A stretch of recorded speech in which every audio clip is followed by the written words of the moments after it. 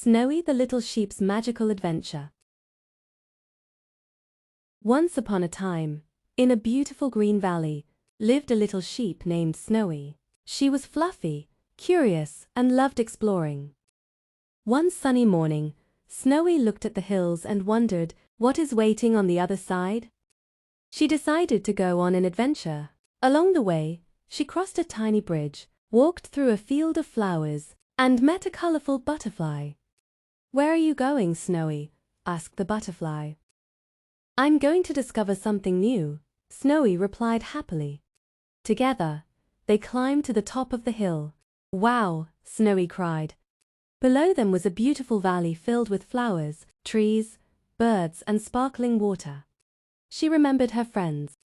She hurried back and told them about her wonderful adventure. That evening, they watched the sunset together. Snowy learned that exploring the world is exciting, but sharing beautiful moments with friends makes every adventure even more special. And Snowy lived happily ever after,